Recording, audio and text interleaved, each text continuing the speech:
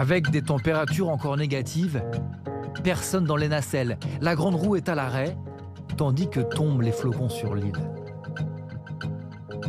Un manteau blanc recouvre les toits des bâtiments et les trottoirs. Près de 10 cm dans les Hauts-de-France, comme ici, à Arras. Largement assez pour façonner un bonhomme et entamer une bataille de boules de neige. Mais 2 contre 1, ça compte pas. Mais gare aux cascades sur les trottoirs encore gelés. Un petit pas de danse et des sourires.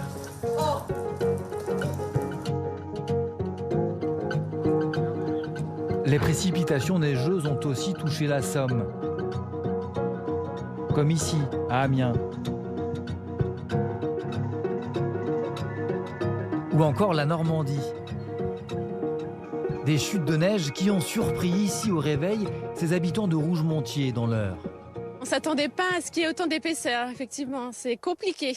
C'est assez fou, il y a un peu plus de 10 cm de cumul de neige, là, on s'en rend pas forcément compte. Oui, et pour nous, c'est un peu la galère parce qu'on n'a pas trop le matériel, on n'est pas trop équipés pour la neige. Armés de pelles, les riverains déblaient comme ils le peuvent l'entrée de leur maison. Et pendant que certains transpirent, d'autres contemplent le paysage. Dans les jardins du château de Versailles, la neige sublime l'éclat doré des statues. Je trouve ça vraiment magique, ce contraste entre le blanc, l'or, la rigidité des statues, je trouve ça vraiment magnifique. Et donc je suis très contente de pouvoir être là aujourd'hui. À Paris aussi, la capitale enneigée avait au réveil des airs de cartes postales. Malgré le froid, de nombreux courageux n'ont pas hésité à grimper au sommet de la butte Montmartre pour immortaliser la vue, tôt ce matin. Ça valait le coup, c'est tellement rare qu'il ne faut pas le rater. Et je voulais surtout envoyer aussi les images que je prenais à mes petits-enfants qui sont à Singapour. Et le petit, lui, n'a encore jamais vu la neige. Ça me fait vraiment penser à un tableau de Caillebotte sur les toits de Paris enneigées. Et c'est très beau. Comment peindre en revanche les problèmes de circulation?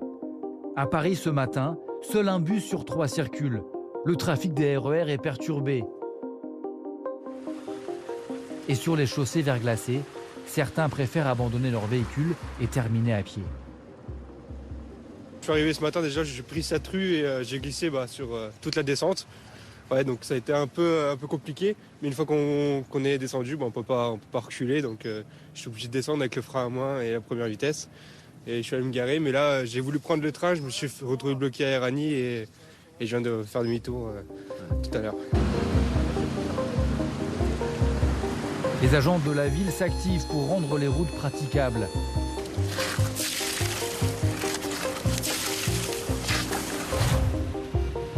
Mais à Reims, ce matin, dans cette rue en pente, les saleuses ne sont pas passées. C'est une honte d'avoir des routes comme ça à Reims. C'est ce qu'elle fait la DDE. Après, on viendra bloquer les poids lourds parce qu'ils se mettent en travers.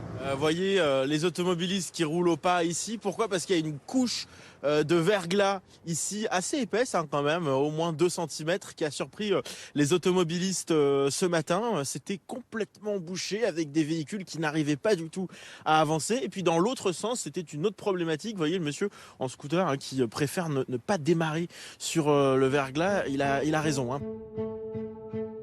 Car ils sont nombreux à se retrouver piégés sur la chaussée, transformée en patinoire. Ici, le chauffeur a beau accélérer, le véhicule fait du surplace et glisse. Notre reporter vient même à la rescousse, comme d'autres habitants du quartier, solidaires, Oula, monsieur. malgré les risques de chute. Oui.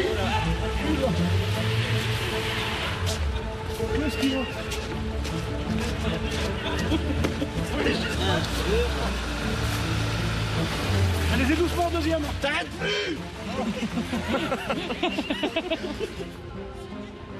Compliqué aujourd'hui là. Franchement, oui. Franchement, oui, on fait que ça glisser depuis ce matin. Je crois qu'il y en a 3 ou 4 qui essayent de déblayer le camion là-bas. On en a sorti un. Et là, on attend le deuxième. Votre prénom? chèque. Et vous, vous avez sorti votre pelle là pour aider tout le monde? J'ai sorti ma pelle pour sortir ma voiture surtout. Alors, comment faire pour arriver à conduire dans ces conditions? Dans la forêt enneigée de Meudon, aux abords de Paris, Bernard Darniche, ancien pilote de rallye, nous donne quelques conseils. Le secret, en fait, c'est surtout quand on n'a pas les pneus adaptés, évidemment, à la moindre sollicitation de l'accélérateur, les roues vont patiner. Pour éviter ça, il faut démarrer en deuxième vitesse en faisant patiner un petit peu l'embrayage. Et là, on a une adhérence à peu près correcte. Allez-y, je suis sereine, ou presque. Allez-y. Vous voyez, on n'a eu aucun patinage. Je suis à 30 à l'heure, donc voilà, 30 à l'heure. Pour s'être habitué, l'essentiel est de ne pas se crisper au volant par peur du dérapage et de l'accident. Au contraire.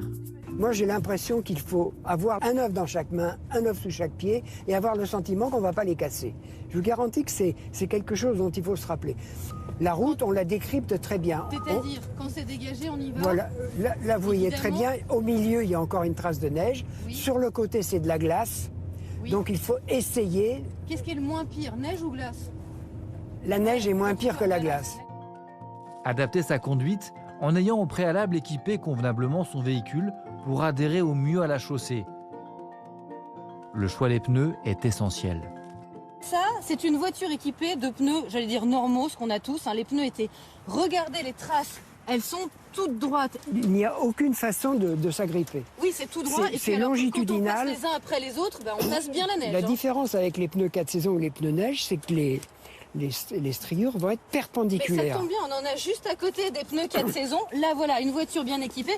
Et regardez ce que ça donne. Le dessin, effectivement, est pas du tout le même. On voit bien comme on va bien accrocher la neige.